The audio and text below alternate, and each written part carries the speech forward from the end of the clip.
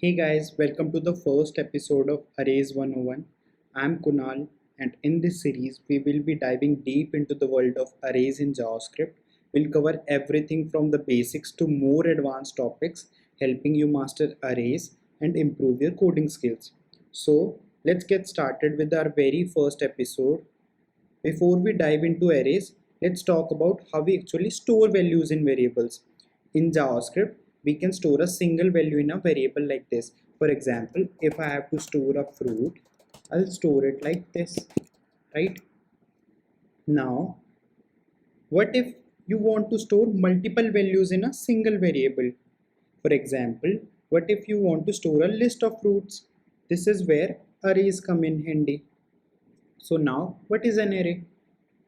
An array is a special type of object in JavaScript that allows us to store multiple values in a single variable. Multiple values in a single variable.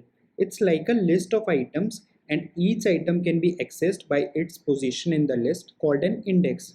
So now, how to create an array? We can create an array like this. Cons. Arrays are defined using square brackets and each item is separated by comma. Const fruits. Fruits is the name of array. I'll create square brackets and I'll add apple, banana and cherry.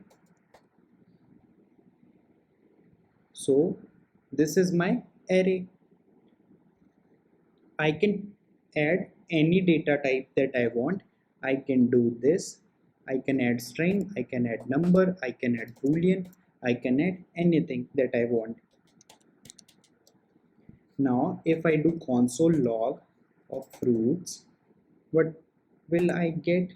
So I'll quickly go to my browser, refresh this, and I'll get an array of fruits.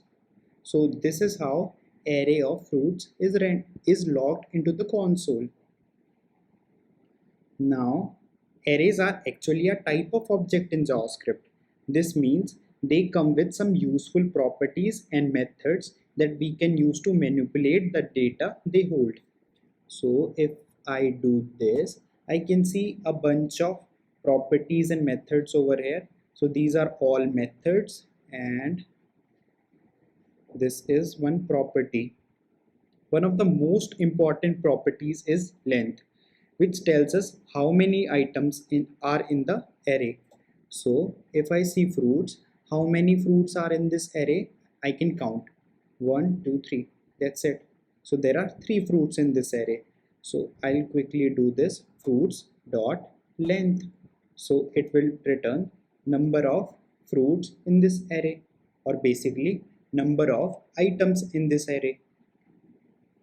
So it is logging 3. So in this example, fruit.length returns 3 because there are 3 items in the array. And that's it for today's episode. We covered what arrays are, how to create them, and how to use the length property. Arrays are fundamental part of JavaScript, and understanding them will make your coding journey much easier. In our next episode, we'll dive deeper into accessing and modifying array elements. If you enjoyed this video, so don't forget to like, subscribe and hit the notification bell so you don't miss the next episode in our series. Thanks for watching and happy coding.